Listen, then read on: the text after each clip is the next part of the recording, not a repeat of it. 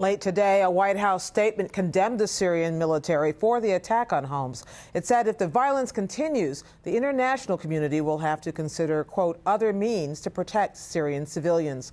For more on the Arab League's efforts to monitor the situation in Syria, we're joined by Matt Bradley of the Wall Street Journal in Cairo, where the Arab League headquarters are located. I spoke with him a short time ago.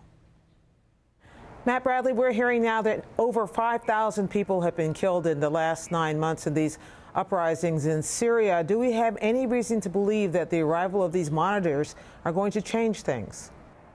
Well, they're going to change things in the sense that they're going to give the Arab countries the political will to move forward with international efforts to stop the bloodshed in Syria. So right now, really what we're seeing is an interim moment in the diplomatic effort to try to solve this problem. So the observers themselves, as people on the ground in Homs today noticed, are not going to actually be able to stop any of the violence, but what they will be able to do is report back to the Arab League on whether or not the Bashar al-Assad regime has complied with the agreement made early last week. And then after that, the Arab League will be able to decide whether or not to renew the Observer League mission. This could last for several months, or to proceed with further deliberative negotiations within the Arab League on what to do in terms of next steps, whether or not to bring this issue to the Security Council. I want to talk about the security. To talk about sanctions, to talk about possibly intervention. I want to talk about the Security Council, but I'm also curious about who these monitors are. Who are these observers? Who do they represent? Are they teachers? Are they human rights activists? Are they government officials? Yes, from what I heard from people at the Arab League, it's that they are lawyers, they're doctors, they're human rights activists. They're people who represent an activist community, military experts, people who represent sort of the upper echelon of a variety of Arab states, and people who would be able to have the disciplines that would be able to evaluate what's going on the ground in Syria and provide some level of expertise in reporting back to the Arab League. Of course, we're talking to you tonight from Cairo, and because Western journalists are not allowed in by Damascus to see this for yourselves. So just a reporting question, how do you know what's going on the ground? How can you find out? Well, I don't actually. We have some contacts with dissidents who are on the ground in Syria. Mainly I speak to the Syrian Observatory on Human Rights, which is based in the United Kingdom, and they have contacts throughout the region. We can talk to the Syrian National Council, which has representatives in France and in Ankara in Turkey.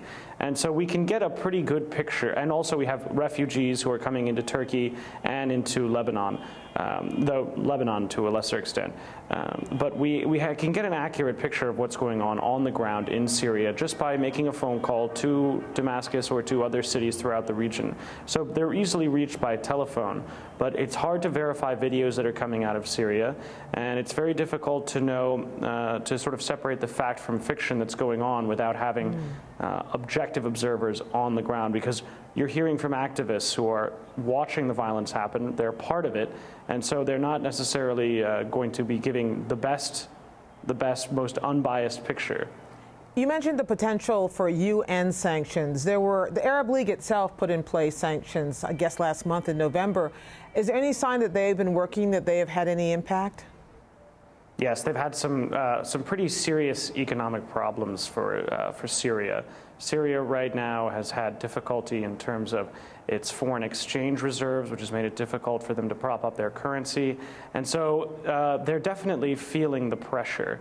However, the efforts especially by the Arab League, to impose sanctions are constrained because they don't want to hurt the Syrian population, who they consider to be innocent victims of the Bashar al-Assad regime.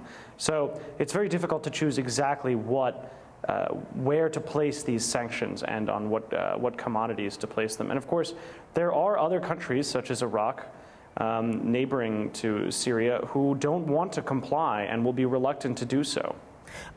You raise another interesting question. When you talk about the potential for UN intervention, the reality of the Arab League intervention, the sanctions, to what extent for Assad is this just buying time? It's going to take a while for any of these things to happen. Well, this is what a lot of the dissidents, a lot of the opponents of the government are saying, is that the Assad regime is simply using this as a delay tactic so that they can have some level of appeasement. They can mollify the foreign community to a certain extent while going about the business of suppressing dissent inside Syria. Of course, at the same time, some of the analysts that I've been speaking to have said that this is buying time for the Western governments as well, that the United States and Europe, they don't want to have to intervene in Syria. The Libyan exercise was very successful, but it was also very risky. And Syria will be an entirely different story. So Syria is no Libya. And what this is essentially doing is buying time for everybody. The West doesn't want to have to create their own endgame for the regime of Bashar al-Assad, especially if that means military intervention that could potentially really unravel what is a fulcrum of Middle East power, the balance between Iran and other Arab states and Israel on the other side. So the next shoe to drop is? The United Nations. After the reporters from the observers from the Arab League go back to the Arab League, deliver their evaluation, the League will deliberate on whether or not they feel that they should back any plans to push for the United Nations to add international sanctions to the sanctions that the Arab League has already levied onto Syria. Of course, this is going to be a very, very difficult effort because China and Russia have already stated that they are not going to be listening to any proposals that would involve sanctions and would definitely not be listening to any proposals that would involve foreign military intervention. So it's a very difficult game from here on out because Syria is such a crucial state to the wider Middle East. So having any diplomatic intervention, even if it's just financial sanctions, it's going to be very difficult to get the entire international community on board in order to do that. And in order to make the sanctions effective and in a real way, there needs to be a lot of players from around the region and from around the world participating in sanctions and really, truly isolating the regime of Bashar al-Assad. Matt Bradley of the Wall Street Journal reporting tonight from Cairo. Thank you so much. Thank you.